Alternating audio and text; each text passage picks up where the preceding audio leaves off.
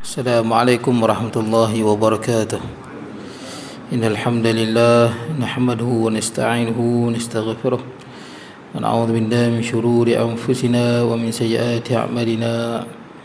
May yahdihillahu fala mudilla lahu wa may yudlilhu fala hadiya lahu. Asyhadu an la ilaha illallah wahdahu la syarika lahu wa asyhadu anna sayyidana wa nabiyyana Muhammadan abduhu wa rasuluh. Allahumma salli wa sallim wa barik ala sayyidina Muhammad wa ala alihi wa ashabihi ajma'in. Subhanaka la ilma illa ma 'allamtana innaka antal alimul hakim. Rabbi shrah li sadri wa yassir li amri wahlul 'uqdatam min lisani yafqahu qawli. Allahumma la sahla illa ma ja'altahu sahla wa anta taj'al hazna was-sa'ba idza syi'ta sahla. Wala hawla wala quwwata illa billahil aliyyil azim, amma ba'd. Hadirin jemaah yang dirahmati Allah, alhamdulillah pada pagi ini kita dapat bertemu. Kita berhenti di muka surat yang 39. Itu tanda lah hadis baru kan, yang ada kitab. Muka surat hadis yang ke-14. Hadis yang ke-14. Qala musannifu rahimahullahu ta'ala wa nafa'ana bi ulumi fid darain. Kata pengarang, hadis yang ke-14 iaitu hadis 40 peristiwa akhir zaman. Syekh Fahmi Zamzam rahimahullah. Baik, di manakah punca kebinasaan seseorang? Hadis ni menjelaskan tentang di mana punca seseorang itu boleh binasa. Baik. An Abi Hurairah radhiyallahu anhu qala qala Rasulullah sallallahu alaihi wasallam ya'ti 'ala an-nasi zamanun la yaslamu li dinin dinahu illa man haraba bi dinihi min shahiqin ila shahiq wa min hujrin ila hujr fa in kana dhalik kadhalik lam tunalil ma'ishah illa bi sakhatillah fa idza kana dhalik kadhalik kana halaku rajuli 'ala yaday zawjatihi wa waladihi fa in lam yakun lahu zawjah wala walad kana halakuhu ala yaday abawayhi fa in lam yakun lahu abawani kana halakuhu ala yaday qarabatihi awil jiran. Qalu kaifa dhalik ya Rasulullah? Qala yu'ayyirunahu bidiqil ma'ishah fa inda dhalik yuridu nafsahu al-mawarid allati yuhliku fiha an-nafsah. Hadis riwayat Imam Baihaqi. Artinya, daripada Abu Hurairah radhiyallahu anhu berkata, Rasulullah sallallahu alaihi wasallam bersabda, selagi akan datang suatu masa, yakni akan datang suatu masa di mana seorang yang beriman tidak akan dapat menyelamatkan imannya kecuali bila ia lari membawa dari satu puncak bukit ke puncak bukit yang lain. Maknanya Nabi sebut akhir zaman akan datang satu keadaan yang boleh membinasakan iman seseorang, melainkan dia lari daripada masyarakat.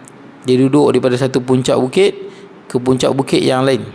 Ini hadis ni suruh bila keadaan yang dah rosak, maka sunat beruzlah, kurang bercampur dengan orang. Kalau orang menyebabkan kita boleh jadi binasa, orang yang menyebabkan kadang-kadang kita boleh buat dosa, beruzlah. Apatah lagi kalau orang yang nak bertaubat. Nak bertaubat, kalau duduk di satu tempat ni rajin buat dosa, dia nak taubat, dia kena tinggal tempat tu, cari tempat lain. Macam yang bunuh 99 tu kan, bunuh 99, lepas tu dia bunuh lagi seorang jadi 100. Bila jumpa orang, seorang ulama, boleh tak nak taubat? Ulama tu kata boleh. Wa may yahulu bainaka wa bainat taubah, tidak ada yang boleh menghalang antara kita dengan taubat. Kalau kita betul-betul nak taubat, banyak mana dosa pun, bunuh orang 100 orang sekalipun, tapi dia letak apa syarat dia? Intaliq ila ardi kadha wa kadha, kau pergilah bumi sekian dan sekian, hijrah. Wala tarja ila ardik, jangan balik ke bumi hang ni, bumi hang buat maksiat ni. Fa inna ardu su, ni bumi yang jahat, ini banyak orang jahat yang boleh menyebabkan dia buat. Sama ni, yang ni dia panggil uzlah. Uzlah ni sunat. Kalau kita biasa-biasa ni tuan-tuan tak ada apa-apa, sunat juga beruzlah. Tuan-tuan kena duduk satu ketika, tuan-tuan seorang-seorang, dan tuan-tuan bertafakur menyendiri. Sebaik-baiknya sebelum subuh lah, mengawal sikit, pukul 5, sembahyang tahajud apa semua, lepas tu muhasabah diri, di mana kurangnya diri kita. Memang sunat. Sebab kalau kita tak muhasabah, kita tak tahu kurang kita kat mana. Macam kita kan, kita tengok orang, kita kita nasihat orang, kita tahu dia ni ada kurang dia kat sini, yang ni kurang dia macam ni, yang ni perangai dia lagu ni, tapi pernah tak kita nasihat diri kita? Sebab kita pun banyak kurang juga. Sebab tu kena renung, duduk seorang-seorang, renung diri kita, kena nasihat diri kita. Seperti mana kita nasihat anak kita, kita nasihat bini kita, kita nasihat kat suami kita, kena nasihat diri sendiri. Sebab diri kita banyak kurangnya tuan-tuan. Siapa yang tak pernah nasihat diri dia, dia je betul tuan-tuan, dia memang tak boleh berubah. Baik, kena nasihat diri sendirilah. Hasibu anfusakum qabla an tuhasabu, kata Sayyidina Umar radhiyallahu an. Hisab diri kita sebelum dihisab di hadapan Allah. Tapi yang ni Nabi sebut keadaan yang sangat dahsyat lah. Yang ni bukan beruzlah seorang-seorang sebelum subuh. Yang ni memang kena lari sungguh. Takkan dapat selamat iman dia kecuali dia lari daripada satu bukit ke bukit yang lain. Sekeliling ni dah rosak masyarakat. Baik. Dan dari satu lubang kepada lubang yang lain. Lubang. Buat lubang, duduklah lubang. Supaya apa? Tak bergabung, tak berjumpa dengan orang. Apabila zaman itu telah terjadi, maka segala belanja kehidupan tidak dapat dicapai kecuali dengan perkara yang menyebabkan kemurkaan Allah Ta'ala. Bila Nabi sebut jadi macam tu, pendek kata rezeki yang dapat ni kebanyakannya semua daripada sumber yang haram. Masyarakat teruk lah masa ni, tak ada kerja yang halal, semuanya haram. Baik, kita tak sampai lagi tahap ni tuan-tuan. Belum lagi lah tuan-tuan. Baik, nanti akan datang zaman yang Nabi sebut nanti. Ada hadis lain yang Nabi sebut, berzina di merata-rata tempat. Sampai di jalan pun orang berzina, kan ada hadis tu. Yang terbaik pun suruh nyorok sikit je. Belum sampai lagi zaman tu. Baik. Jadi yang ni pun zaman ni lah. Zaman orang bergelumang dengan maksiat, jual benda haram, kalau hutang pun riba, semua kerja haram. Dan apabila ini telah terjadi, maka kebinasaan seseorang adalah berpunca daripada mengikut kehendak isterinya dan anak-anak. Nampak disebut. Bila dah jadi tekanan hidup, sumber yang ada pun sumber yang haram. Lah ni pun dah ada dah orang yang buat kerja sumber yang haram. Buat kerja sumber yang haram pasal apa? Tekanan daripada isteri dengan anak-anak. Pasal apa? Nanti tak nak makan. Maka dia buatlah kerja-kerja yang haram. Tu Nabi sebut sumber kebinasaan pasal ikut isteri dengan anak-anak. Dia ada dalam Al-Quran surah At-Taghabun, Allah Ta'ala ingatkan orang yang beriman, ya ayyuhalladzina amanu inna min azwajikum wa auladikum aduwwan lakum fahdharuhum. Wahai orang yang beriman, sesungguhnya di kalangan isteri-isteri kamu dan anak-anak kamu ada yang menjadi musuh bagi kamu. Maksud dia apa? Boleh menyebabkan kebinasaan kita. Fahdharuhum, berhati-hatilah. Kemudian wa in ta'fu wa tasfahu wa taghfiru wa innallaha ghafurur rahim. Cerita ayat ni ketika mana sebahagian sahabat Nabi yang masuk Islam di Madinah, di Mekah, bila diperintahkan berhijrah ke kota Madinah, dia wajib hijrah. Itulah hijrah yang paling besar pahala, iaitu hijrah daripada Mekah ke Madinah. Ada sebahagian orang Islam ni yang tak dapat pergi pasal apa? Bini dengan anak dia tak bagi. Bini dengan anak tak bagi. Pasal apa tak bagi? Pasal nak berhijrah daripada Mekah ke Madinah, dia kena tinggal semua harta dia. Tinggal semua. Tinggal selai pinggangnya. Tuan-tuan pergi Mekah, tuan-tuan tengok Masjidil Haram kan luas. Kenapa luas Masjidil Haram tu? Banyak yang luas tu tanah-tanah sahabat Nabi yang berhijrah. Dia pun berhijrah tu, dia pun tinggal harta dia pun. Tinggal semua. Tanah apa semua tinggal. Yang dekat dia pun saja milik dia pun. Terus perjalanan lebih kurang 15 hari. Nak sampai ke Madinah naik unta 500 km. Bila sampai di Madinah tak ada apa langsung. Jadi isteri dengan anak-anak siapa yang nak harta langsung tinggal, tak ada apa. Merempat di mana? Kalau bahasa macam apa? Bahasa kita sebut macam merempat di sana lah, di negara orang. Tapi sahabat Nabi ni perintah Allah. Bila perintah Allah, ini pahala yang paling besar sekali. Malah mereka bukan merempat, mereka sampai di Madinah disambut dengan apa? Penuh penghormatan oleh penduduk Madinah. Tapi bagi sebahagian orang perempuan dengan anak ni, dia rasa macam berat. Yelah, kita nak duduk negara orang apa pun tak ada. Bila ketika mana Fathul Mekah, sahabat Nabi balik-balik, lepas hijrah balik-balik ke Mekah, dia pun nak ambil baliklah tanah-tanah yang ditinggalkan tu, tanah yang banyak tu. Nabi kata tak, semua yang ditinggalkan ni menjadi wakaf. Semua wakaf. Maknanya sahabat Nabi yang berhijrah tu tak ada apa, pergi selai pinggang. Itu yang bila sebahagian lelaki sahabat Nabi yang nak berhijrah, isteri dan kata janganlah, tak ada apa kat sana.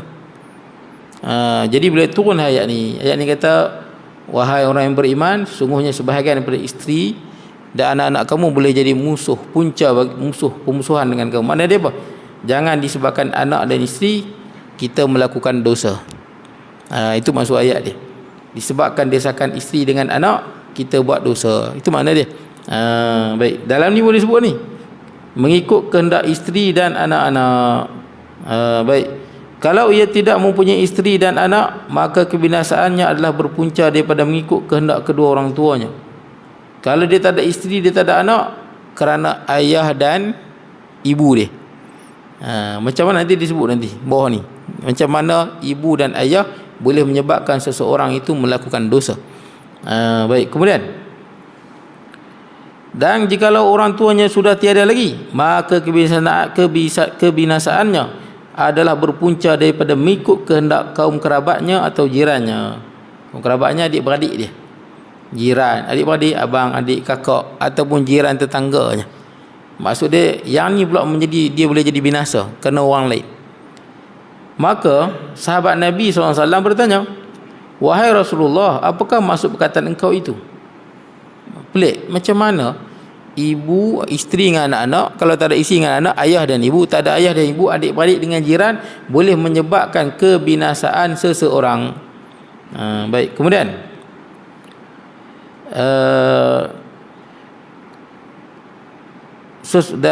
kebinasaan seorang daripada kerana isteri atau anaknya atau orang tuanya atau keluarganya dan jirannya. Maka Nabi SAW menjawab, mereka mencelanya dan mengaibkannya dengan kesempitan hidup. Kata hang ni hidup susah, kerja malas, dia pun memalukan dia, pendapatan kurang, disebut pasal harta lah. Dia pun hina dia kerana harta dia yang kurang. Baik, kemudian maka kerana itu ia terpaksa melayan kehendak mereka, disebabkan isteri atau anak dia yang merungut dengan kehidupan. Ini tak bagus tuan-tuan, merungut. Tuan-tuan kalau baca dalam kisah Nabi Allah Ismail alaihi salam, dia pernah menceraikan isteri dia. Sebab apa? Saya merungut lah. Nabi Ismail alaihi salam lah, dia kahwin dengan orang suku Arab Jurhum. Jadi bila dia kahwin, dia duduk di Mekah. Masa dia duduk di Mekah tu, Nabi Ibrahim main melawat. Nabi Ibrahim main daripada jauh, pada Palestin ke Mekah, lebih kurang 1,500 km jauh. 1,500 km naik unta tuan, jauh tu. Jadi bila Nabi Ibrahim alaihissalam sampai di Mekah nak jumpa Nabi Ismail, anak dia, Nabi Ismail tak ada, yang ada isteri Nabi Allah Ismail. Maka Nabi Ibrahim tanya pada menantu dia, tapi menantu dia tak tahu itu pak mentua ni, bagaimana kehidupan kau? Maka menantu dia merungut, hidup susah, sempit, ni tak ada, tu ini, macam-macam dia merungut kehidupan dia dengan Nabi Allah Ismail alaihi salam. Maksud dia tak bersyukur lah tuan-tuan. Dia punca tak bersyukur ni bukan pasal apa, dia bermula daripada hati tuan-tuan. Banyak orang dia, fikiran kita sebenarnya bukan tak cukup. Dia dah, rumah dah ada, kita nak lebih mewah, kereta dah ada, nak lebih mewah, motor dah nak ada, lebih mewah, sampai kita rasa tak cukup, pasal nak bermewah-mewah. Jadi dia merungut. Bila dia merungut, Nabi Ibrahim AS pun kata dekat dia, nanti bila suamimu balik, pesan kepada suamimu, suruh dia tukar alang pintu. Alang pintu minta dia tukar alang pintu. Tak apalah, Nabi Ismail pun balik. Dia cerita, isi dia pun cerita lah, tadi ada seorang lelaki datang, muka dia macam ni, sekian dan sekian. Nabi Ismail tahu tu ayah dia. Dia pesan apa? Dia pesan supaya menukar alang pintu. Nabi Ismail ceraikan isteri dia, kahwin yang kedua. Tahu merungut ni susah lah tuan-tuan, tak bersyukur dengan kehidupan yang ada. Baik, kemudian selang berapa tahun Nabi Ibrahim AS datang balik daripada Palestin nak jumpa Nabi Ismail. Kali ni pun sama, Nabi Ismail tak ada keluar, bukan keluar sekejap ni, keluar jauh, berburu ke cari rezeki. Bila sampai Nabi Ibrahim AS di Mekah tu, yang ada menantu dia yang kedua, yang baru. Maka Nabi Ibrahim AS pun tanya, bagaimana kehidupan kau dengan suami kau? Maka kata anak isteri dia, alhamdulillah kehidupan kami cukup, sana cukup, segala puji bagi Allah. Isteri dia puji kehidupan dia dengan Nabi Ismail AS. Maka Nabi Ibrahim kata, nanti bila suamimu balik, pesan kepada dia supaya kukuhkan alang pintu. Kukuhkan alang pintu. Jadi bila Nabi Ismail balik, isteri dia pun cerita apa yang orang tua tadi pesan Nabi Ibrahim AS. Maka Nabi Ismail kata, itu adalah ayahku, dan dia berpesan supaya pegang hang elok-elok. Maksud dia kalau dah dapat isteri, eloklah tuan-tuan, boleh bersyukur dengan apa yang ada, jaga elok-elok lah. Nah, begitulah, jaga elok-elok. Jangan menyebabkan perceraian dan sebagainya. Tuan-tuan boleh hidup dengan isteri tuan-tuan 10 tahun, 20 tahun tu kira okey lah tuan-tuan. Boleh hidup seadanya. Sebab saya sebut dah tuan-tuan, kadang-kadang bukan pasal tak cukup. Sebenarnya kita punya ni, kita nak lebih. Nafsu kita tu, dia tak ada qanaah. Qanaah tak ada. Benda yang elok pun dia nak tukar lagi. Benda elok lagi dia nak tukar lah. Saya ingat tuan-tuan, bab harta ni, kita ambil kisah Abu Nuwas. Abu Nuwas ni seorang ahli falsafah. Dia seorang yang bijak lah tuan-tuan. Dia ahli sufi dan dia ahli falsafah. Kubur dia ada di Iraq. Tetapi kubur dia macam pelik sikit lah. Sebab kubur dia pintu gerbang depan besar, tapi bila tuan-tuan pergi ke belakang tak ada apa. Saya tak tahu apa makna dia nak bagi tahu melalui kubur dia. Tapi tuan-tuan baca cerita Abu Nuwas ni, dia memang Masya Allah bijak. Sangat bijak. Orang pernah mengadu pada Abu Nuwas. Satu orang dia kata, wahai Syekh, kehidupan saya ni sangat susah. Anak saya ramai tapi sempit. Macam mana nak buat? Rumah saya anak ramai tapi rumah sempit. Ini saya nak kata hikmah tuan-tuan, kebijaksanaan. Tuan-tuan pernah baca Al-Quran kan, walaqad atayna Luqmanal hikmata an yashkur lillah. Sesungguhnya kami telah kurniakan pada Luqman kebijaksanaan. Bijak ni maksudnya orang yang pandai dengan kebijaksanaan dia boleh memberi kesedaran pada orang. Boleh ubah orang. Kata-kata dia, tindakan dia hikmah, penuh kebijaksanaan. Orang boleh berfikir. Tuan-tuan tengok Abu Nuwas macam mana. Kalau kita rumah sempit, anak ramai, renovate lah, pergi pecah buat lain. Betul tak kan? Itu kalau ada duit. Tapi dia sebut kat Abu Nuwas, dia ni tak ada duit lah, rumah pun sempit. Tak apalah, Abu Nuwas kata macam ni. Nuwas kata kat dia, ada bela binatang tak? Dia kata ada. Dia ada bela kambing, lembu dengan unta. Jadi Abu Nuwas kata, kalau macam tu kau masukkan kambing dalam rumah hang. Pelik tuan, masukkan kambing dalam rumah hang. Dia pun pelik. Pasal apa nak bubuh kambing, rumah dalam sempit. Bubuh kambing dalam tu. Dia pun bubuh.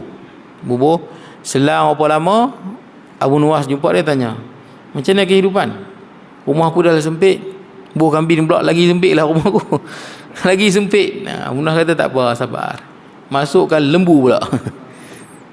Lembu pula. Tapi bagusnya dia taat. Ini bagus, taat. Kena taat. Tidak, dia tak faham Abu Nuwas nak ajak dia apa. Dia masukkan lembu pula. Selang apa waktu, Abu Nuwas jumpa dia, macam mana kehidupan? Kehidupan aku lagi susah. Dah rumah sempit, anak ramai, dah dulu dengan kambing dah sempit, masuk lembu lagi lah sempit. Abu Nuwas kata tak apa, sabar. Bubuh unta pula tu. Unta. Dia pun bubuh unta. Dah ada 3 binatang lah.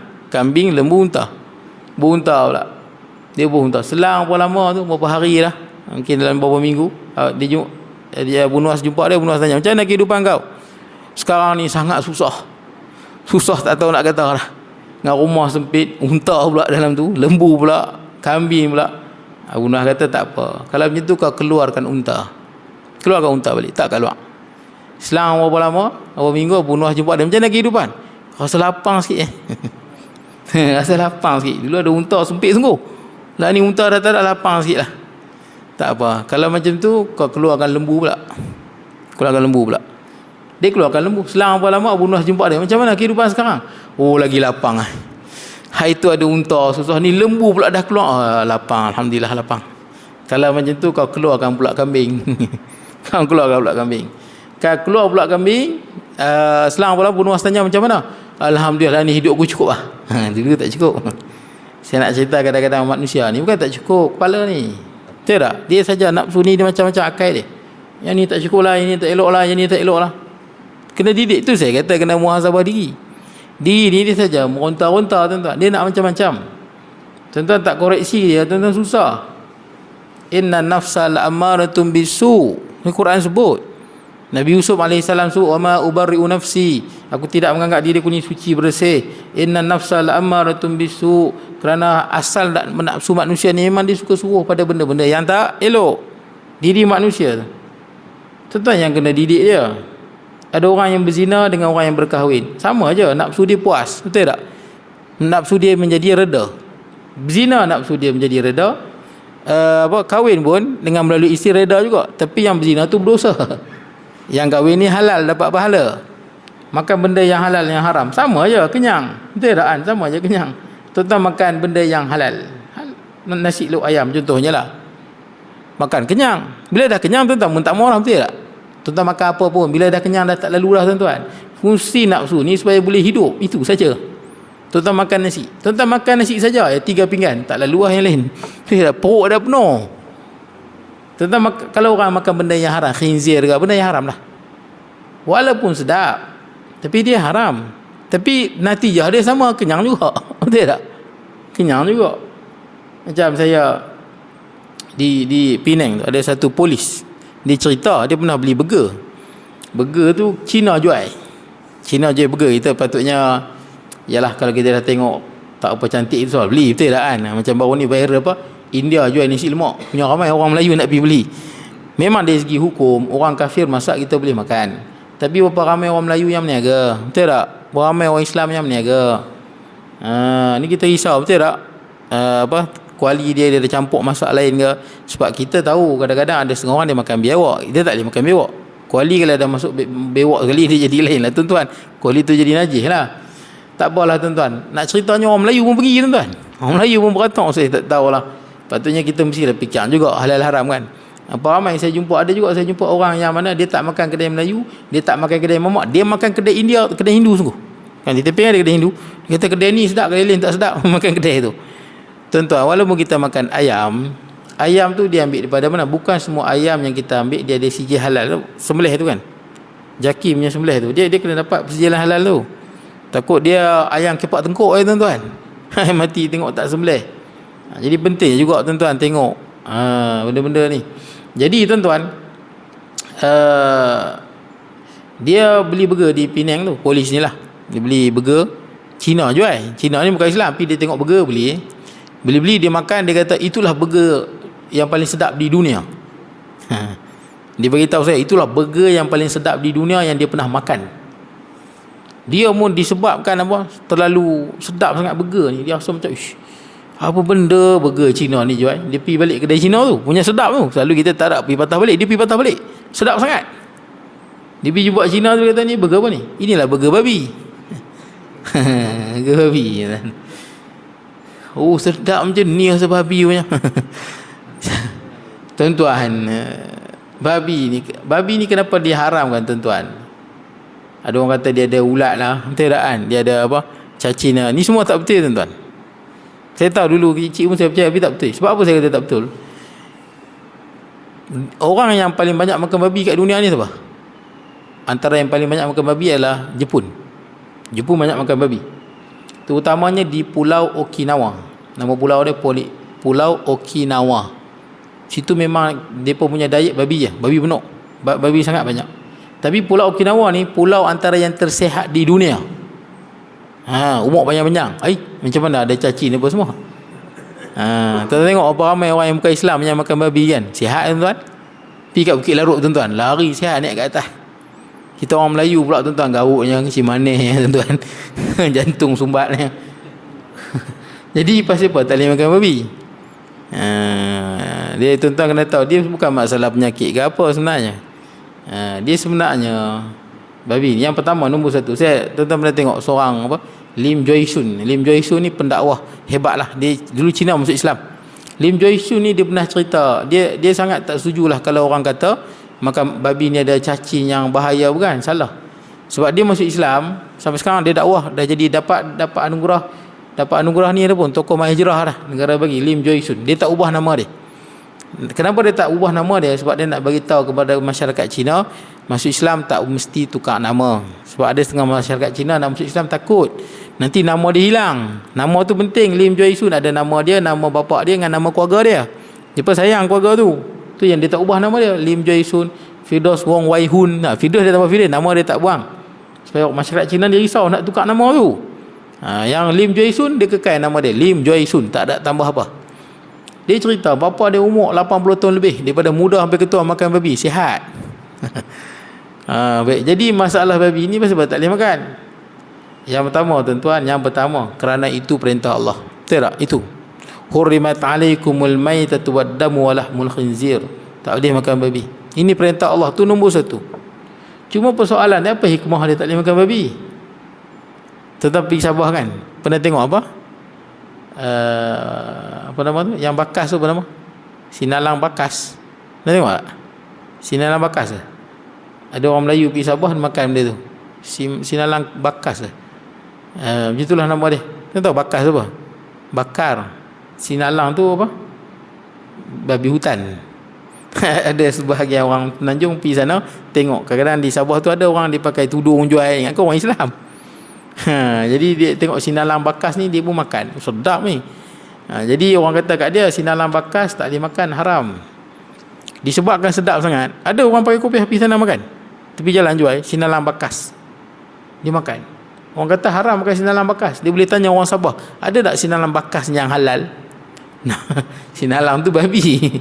Babi hutan bakar. Ada katanya, dia pernah makan, sedap. Jadi orang Sabah kata haram. Dia kata ada tak sinalang bakas yang, ada tak babi bakar yang halal? Mana ada, nama pun babi lah. Baik, tak apalah tuan-tuan, saya pendek cerita ya tuan-tuan. Kenapa tak boleh makan babi? Yang pertama, perintah Allah. Yang kedua, apa yang kita selalu makan, dia menjadi tabiat kita. Itu kena tahu. Dan babi ini adalah binatang yang tabiat dia paling teruk sekali. Babi tabiat dia teruk. Tapi kalau tuan-tuan tengok di Eropah, di Jepun, dia belah babi bersih tuan-tuan. Tai apa semua tak ada, bercuci. Memang bersih, kandang babi ni bersih sungguh. Kalau nak banding dengan kandang kambing kita tuan-tuan, lagi teruk lah, tik kambing berselepek no. Tapi tak apa, dia yang penting daging tu. Nak cerita je kenapa tak boleh? Tabiat babi. Siapa yang makan babi, dia akan ada tabiat babi pada dia. Apa tabiat babi ni tuan-tuan? Khinzir ni lah. Sebab ini benda ni pernah jadi perdebatan di Syria. Orang Yahudi, orang Kristian tanya kepada orang Islam, kenapa tak boleh makan khinzir? Walaupun dalam Bible pun sebut, dalam Bible dia sebut khinzir dengan arak tak boleh minum. Jadi dia tak amalkan, walaupun dalam Bible dia sebut. Jadi ulama ni pandai. Ulama ni bila dia tanya apa sebab tak boleh? Sihat dia makan. Kenapa tak boleh makan? Baik, tak apalah. Kalau nak kira lagu tu makan orang pun sihat ke tuan? Makan orang bukan dia sakit tuan. Nak kira sihat dia. Bukan kira sihat. Tak boleh lah makan orang. Kita tahu makan orang kan, tak ada dalam dunia ni. Kalau orang makan orang ni memang ganas. Walaupun makan orang ni sihat, orang daging dia okey. Jadi tuan-tuan, ulama ni tak, dia kata sebab kalau makan babi, dia akan jadi PL babi. Ulama ni kata kalau tak percaya, kita cuba ambil babi, seekor babi jantan dengan babi betina. Ambil babi jantan, babi betina. Ni debat di Syria, Arab. Dia tak babi jantan dengan babi betina. Jadi babi jantan dengan betina ni dia akan apa? Dia akan mengawan lah. Tak apalah. Kemudian letak babi jantan sekok lagi, ada 2 jantan. Sekok betina. Babi punya perangai, bila ada 2 ekor jantan, jantan yang pertama tu dia akan merangsang jantan yang kedua supaya apa? Mengawan dengan betina tadi. Dia tak ada cemburu. Berzina tu biasa. Dan tuan-tuan tengok orang yang makan babi, berzina itu biasa. Di Jepun, zina itu biasa. Jepun, zina sangat biasa di Jepun. Dia jadi PL dia. Bila bubuh jantan yang ketiga pun sama. 3 boleh layan 1. Kalau kat yang ketiga tu tak mau layan, yang 2 jantan ni pi hasut dia lah. Macam tu lah. Pi hasut. Naikkan nafsu jantan ketiga supaya mengawan dengan betina yang 1 tu. Maksud dia tak kisah bini dia dengan siapa pun, tak kisah. Dan tuan-tuan tengok benda ni memang berlaku pun. Benda ni memang berlaku. PL tu dia akan terbawa. Tuan-tuan tengok binatang lain tak macam tu. Singa, tengok National Geographic, bila dia ada pasangan mati, dia sanggup pertahankan. Singa, dia ada pasangan, ada jantan lain, dia lawan sampai mati. Buaya pun sama. Saya tengok dalam National Geographic, bila ada satu bapak buaya besar, dia duduk kawasan, dia ada betina, main jantan lain, dia halau. Tapi tuan-tuan selising, tuan-tuan tak pernah lah tengok tuan-tuan kan. Jarang lah nak tengok buaya tu. National Geographic ada. Dia tak bagi. Dia ada kawasan-kawasan. Singa, harimau, ayam. Tengok ayam sudah ayam. Dia tak bagi. Mau dia perambat. Kalau ayam sabung sampai mati lawan. PL tu. Tapi PL ni ada pada khinzir. Rajin makan khinzir, jadi PL aku tu. Maksud dia apa? Bini dia pun orang boleh sapu, bini orang pun dia sapu, dia semua orang dia sapu. Dan benda ni jadi biasa bagi dia. Benda ni biasalah, hanyalah kehendak psikologi seks. Baik. Jadi tuan-tuan, saya nak ceritanya bukan apa, cukup tak cukup tu sebenarnya lebih pada nafsu kita. Lagi satu tuan-tuan, sebelum saya lupa lah. Babi ni daging dia rasa sama dengan orang. Oh, macam mana ustaz boleh tahu? Pernah makan ke? Dia rasa daging ni sama dengan orang. Bukti dia tuan-tuan, pada zaman di Mexico dulu ada suku Aztec ni dia adalah, tuan-tuan tahu yang cerita apa, Apokalipso ke, yang dia buat macam piramid. Dia setiap tahun dia akan apa, baringkan orang tu, kerat jantung dia berkeluar, dia angkat. Berarti dia makan dia. Satu kampung makan dia. Orang asli Aztec ni lah di Mexico.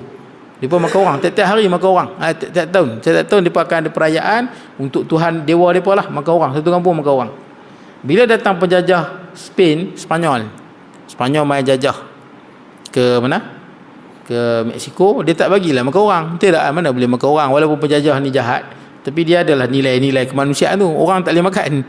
Maka penjajah kata nak buat juga, buat guna khinzir. Dia tangkap babi. Tangkap babi, dia pun buat kat babi. Bila dia pun makan babi, wih, sama rasa dia rupanya. Nampak? Takut bukan apa, takut rajin makan babi, takut jadi ganas. Betul tak? Makan babi tengok suka memulakan perang. Betul tak? Tuan tengok kat dunia ni, siapa yang ganas? Siapa yang banyak mulakan peperangan? Perang dunia yang pertama, bukan orang Islam yang mulakan, mati berapa belas juta. Betul tak? Perang dunia yang kedua, siapa yang mulakan? Jerman mulakan, Amerika bom nuklear apa semua, ganas. Mati masa perang dunia yang kedua dulu kan. Kita yang tak tahu apa pun kita kena, Jepun main attack Malaya kan. Pasal kita British kan duduk Malaysia kan. Kita tak tahu apa pun, disebabkan British duduk di Malaysia, Jepun attack Malaya. Ramai orang kita pun yang terkorban, tuan-tuan. Nampak? Pasal apa? Dia jadi ganas. Perbuatan dia ganas. Mati, tuan-tuan, 80 juta mati. Ni perang dunia dulu. Perang dunia yang kedua, 86 juta ramai mati. Dia boleh jadi ganas. Luar biasa ganas dia.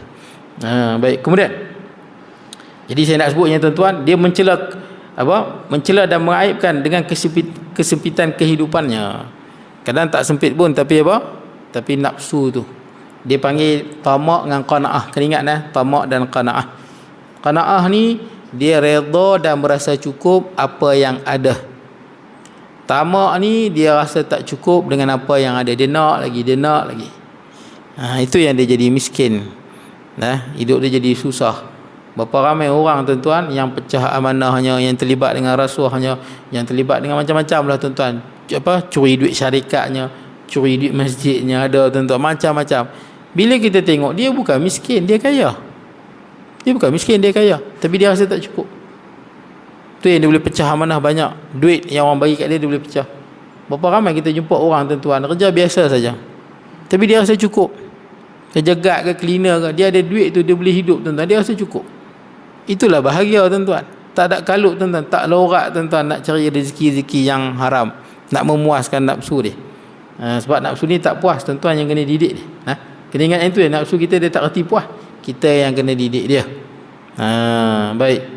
Jadi, tuan-tuan, maka kerana itu ia terpaksa melayan kehendak mereka dengan menceburkan dirinya di jurang-jurang kebinasaan yang akan menghancurkan dirinya. Nampak? Jadi bila orang ni duk komen hang ni lagu ni komen hang ni lagu ni, maka dia terlibat dengan benda-benda yang haram. Saya pernah dengar cerita betul orang yang terlibat dengan sindiket pelacuran ni. Dia taubat dah lah. Dulu dia bapa ayam macam tu lah. Dia cerita dia pernah jumpa orang perempuan, dia kata punca dia berzina bukan pasal apa? Pasal bapa dengan mak dia nak kereta. Bapa dia nak kereta, dia tak ada duit, dia pergi berzina. Ni bukan alasan, betul tak? Katanya bapa nak duit, tak ada duit, tak beli. Sudah yang nak pergi berzina. Pasal apa? Alasan apa pun alasan, kita tak boleh terima benda tu salah. Betul tak? Salah. Kita tak dapat terima benda yang salah. Bunuh orang salah, hang bagi alasan apa pun tak boleh. Kecuali dia nak menyelamatkan diri dia, tak apalah. Benda yang salah, tak boleh menjustifikasikan benda tu. Jadi punca dia nak apa? Punca dia kerana bapa dia nak pakai kereta baru, hutang lah. Jadi dia tak ada duit, macam mana tu mak bapak nak orang, dia berzina. Nampak? Dia berdosa, mak pak dia pun guna benda yang haram.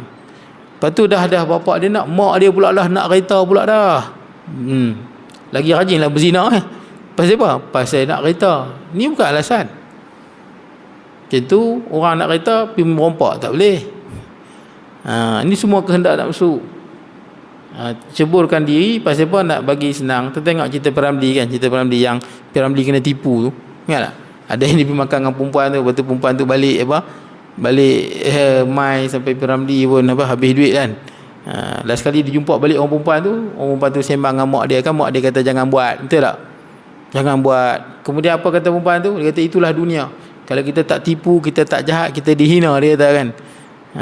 Kalau kita tipu orang, kita orang muliakan kita. Tu Piramli kata apa? Inilah pancaroba dunia. Betul tak? Piramli sebut. Sebab ada setengah orang begitu, dia nak puaskan nafsu dia yang memang tak pernah puas. Dia takkan puas, tuan-tuan. Tuan-tuan boleh tengok diri sendirilah, tuan-tuan. Kita memang rasa tak cukup selalu. Sebab tu dalam hadis Nabi sebut, Nabi SAW sebut, tuba liman amana, beruntunglah orang yang masuk Islam, beriman. Kita semua Islam. Kemudian waqanna'ahu Allahu bima atah, Allah jadikan dia merasa puas, merasa senang dengan apa yang dia ada. Maksud dia rezeki yang dia ada tu dia rasa puas. Nak cakap pun susah, tuan-tuan. Puas ni di dalam hati, tuan-tuan. Dia rasa puas, cukup dah aku ni, alhamdulillah. Motor dia dah 10 tahun pun dia rasa puas. Allah, motor ni banyak jasa, dia rasa puas. Kereta dia yang dah pakai 10 tahun dia rasa cukup puas. Rumah dia yang elok pun puas dah. Itu cukup lah, tuan-tuan. Dia rasa puas, cukup. Tengok orang beli kereta baru pun tak rasa apa, tuan-tuan. Dia rasa puas apa yang Allah Ta'ala bagi. Ada orang dia tak rasa puas apa yang ada. Tuan-tuan tahu ada satu datuk, saya tak sebutlah nama dia, yang suka buat lagu raya bukan-bukan. Ada lagu raya. Dulu dia buat lagu raya bukan-bukan, kali ni dia pakai ketat pula dah. Ada datuk. Kaya datuk tu. Rumah dia kat Bukit Bintang 26 juta. Dia jual ke belum saya tak tahu. Kaya, dia berniaga, orang nak beli produk dia. Dulu dia dah buat dah sekali masalah nyanyi dengan pondan kan. Kali dengan pondan juga tapi pakai baju ketat pula. Saya tak tahu dia cari apa dalam hidup dia. Aku ni kalau ada 1 juta pun rasa syok lah. Tidak kan? Ini berpuluh-puluh juta. Multi millionaire dah ni, kaya dah. Tapi tuan-tuan nampak jiwa yang kosong. Dia buat macam-macam nak tarik perhatian. Dia dah bosan dengan kekayaan. Sebenarnya orang itu dia dah bosan dengan kekayaan tu. Maka dia nak cari apa? Dia nak cari kemasyhuran pula. Maka dia dah buat lagu-lagu tu, lepas tu dia mengamuk, dia marah. Kenapa radio dengan TV tak pasang lagu dia? Marah radio dengan TV. Siapa nak tengok lagu tu? Betul tak kan? Kita tengok pun nak pingsan. Saya tengok sikit ya, tuan-tuan. Tengok sikit ya, lalu kan tengok, ya Allah, teruk ya. Lepas tu dia gelarkan diri dia, dialah penyanyi nombor 1 di Malaysia. Ya Allah. Lepas tu mak dia marah dia kan. Mak dia marah, bini dia marah dia pun insaf, tuan-tuan. Saya tak tahu nanti raya dia buat lagi kot. Raya akan datang, dia nak buat apa pula. Dulu dia buat filem badang. Dia sebenarnya boleh je sebut pasal dia yang memperkenalkan diri dia mendedahkan diri dia. Dia buat filem badang. Antara filem yang paling tak laku di dunia, tuan-tuan, ni filem. Buat apa dia buat filem tu? Malah dalam sedutan filem tu ada satu babak tu dia tak pakai baju. Dia tutup dengan kotak Punyalah nak terkenal. Punyalah nak tarik perhatian. Ini bukan pasal tak kaya dah. Hati tu miskin, dia nak masyhur. Tuan-tuan nampak tak? Dia nak pangkat boleh jadi hina, nak pangkat sangat kan. Duk mengampu. Betul? Ada setengah orang mengampu bagi kita meluat. Mengampu tak kira lah orang politik ke tak politik ke, nak pangkat duk mengampu. Allah, hina, tuan-tuan, hina. Saya duk hina, nampak jijik. Ada orang dia nak terkenal, betul tak? Nampak jijik. Hina diri buat apa? Baik. Itu saya sebut. Nafsu ni, tuan-tuan, boleh menghancurkan seseorang. Bila Allah Ta'ala bagikan tuan-tuan dalam hati tuan-tuan kepuasan dengan apa yang ada, tuan-tuan cukup dengan rezeki yang ada, cukup dengan kehidupan tuan-tuan, tak terkenal pun tak apa, tuan-tuan cukup dengan isteri dengan anak-anak, tuan-tuan bahagia. Ya, cukup, tuan-tuan bahagia. Tu Nabi sebut waqanna Allahu bima atah. Allah Ta'ala jadikan dia berasa cukup, lapang dada. Ni lagi satu, tuan-tuan, sebelum saya lupa. Nabi ada sebut satu hadis, tuan-tuan, berkenaan dengan dunia ni, supaya kita bersyukur. Nabi kata, man asbaha mu'afan fi jasadih. Barang siapa yang bangun pagi sihat. Tuan-tuan sihat hari ni, tuan-tuan? Sihat tidak, tak sampai hari sini.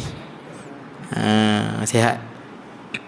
Kemudian aminan fi sirbih. Dia hidup tenang damai kat rumah dia. Maknanya dia letak kepala boleh tidur, tak takut orang nak main bunuh ke, orang nak bom dia ke. Tuan-tuan tenang dah kat rumah. Tenang, ramai subuh pun terlepas ada orang, tuan. Tenang sungguh. Kita tak macam saudara kita di Syria yang dibom, ataupun umat Islam di Palestin yang kena bom, kadang-kadang tak ada. Tak cukup kadang-kadang ubat tak ada. Tuan-tuan ni ubat apa semua ada lah tuan-tuan. Aman tuan-tuan, aman. Malaysia ni aman. Tuan-tuan boleh balik duduk kat rumah tuan-tuan, relax, tengok TV, sokok, betul tak kan? Tak ada apa. Tuan-tuan sihat, aman. Tak macam di Ukraine, betul lah ni perang, takut kena bom dengan Rusia kan. Yang ketiga apa? Wa indahu qutu yaumih. Ada makan. Tuan-tuan ada makan dah hari ni? Kita tak makan. Siapa sini angkat tangan tak ada makan Ustaz hari ni Ustaz? tak ada makan apa tuan-tuan lagi semua pakai ramai api roti canai tuan-tuan penuh. Mana ada tak ada makan Makan ada. Apa Nabi kata? Fa ka'annama hizat lahu dunya, seolah-olah Allah telah bentangkan baginya dunia. Tuan-tuan ada 3 ni cukup dunia. Tuan-tuan tahu ustaz pun meninggal itu, ustaz abang Ustaz Idris Haji Ahmad. Ustaz apa? Ustaz Zakaria. Zakaria orang pergi melawat dia. Kan dia kata baru masa sakit baru dia tahu betapa apa? Nikmat sihat tu. Tak berguna pun harta banyak ni, dia disebut. Kereta mahal. Tuan-tuan ada Velfire 10 tapi sakit tak boleh bawa. Apa makna dia? Tuan-tuan ada Ferrari semua tapi lumpuh. Apa makna Ferrari? Velfire? Nampak tak? Bila tuan-tuan sakit tak ada dah. Yang ada kat tuan-tuan banyak-banyak ni tuan-tuan tak boleh merasa lah. Bila tuan-tuan sakit. Okey tak apa, lagi satu apa? Tuan-tuan kaya tapi tuan-tuan hidup dalam suasana perang. Orang tak tengok duit dah, betul tak? Tuan-tuan duduk Ukraine, tuan-tuan tak bahagia. Kita kaya tapi duduk kena bom. Orang tak tengok harta dah. Orang fikir apa? Dia tinggal semua harta lari.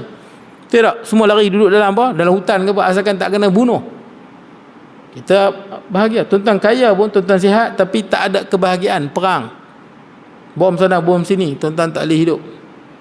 Ataupun tuan-tuan kaya, tuan-tuan sihat, makan tak ada pula. Contohnya lah.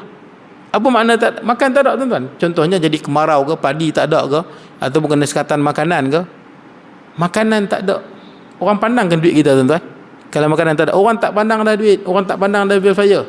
Orang pandang beras asalkan boleh makan, boleh hidup. Macam mana dulu orang tua kita zaman Jepun tanam ubi kayu lah apalah. Orang tak tengok duit, orang asalkan ada makan sudah. Tuan-tuan kalau tak ada makan, badan sihat, duit apa? Duit banyak pun tak guna, orang tak pandang lah. Sekarang ni tuan-tuan tiga-tiga tuan-tuan ada. Ni tuan-tuan lah ni, kalau tuan-tuan makan ada, duit banyak, badan tak sihat. Yang ni tuan-tuan boleh tengok di hospital tuan-tuan. Betul tak?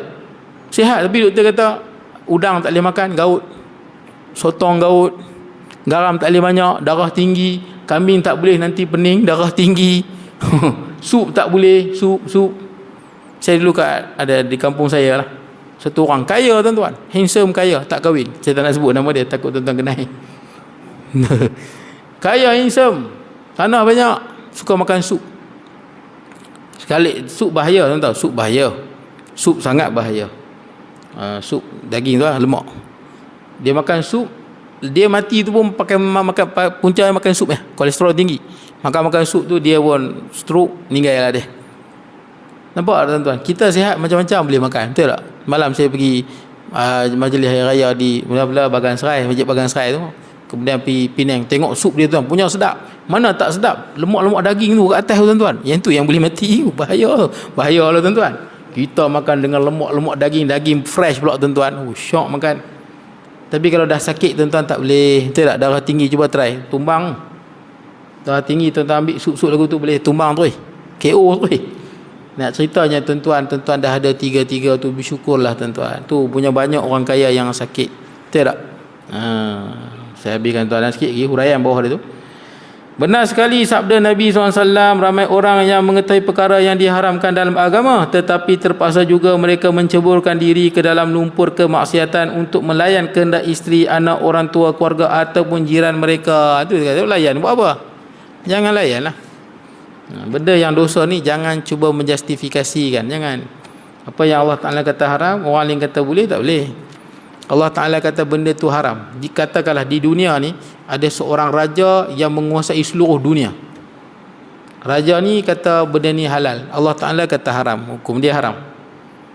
Allah Ta'ala kata berzina tu haram. Raja yang mengontrol seluruh muka bumi ni dia berzina, dia orang yang jahat. Sekalipun dia kontrol muka bumi, pengaruh dia tidak boleh menjadikan benda yang salah menjadi betul. Jahat, buruk. Nah, seperti mana yang disebut oleh Allah dan Rasul. Habis tuan-tuan. Akan datang kita akan pergi hadis yang ke-15. Hadis yang ke-15. Saya mohon maaf kalau kekurangan dan sebagainya. Mudah-mudahan kita semua mendapat keampunan dan keberkatan hidup daripada Allah Subhanahu wa taala. Aqulu qawli hadha wa astaghfirullah al-azim li wa lakum sa'il muslimina wal muslimat wal mu'minina wal mu'minat. Bismillahirrahmanirrahim. Allahumma ij'al jam'ana hadha jam'an marhuma tafarruqana min ba'di tafarruqan ma'suma wa la taj'al minna shaqiyyan wa la mahruma wa la matruda. Allah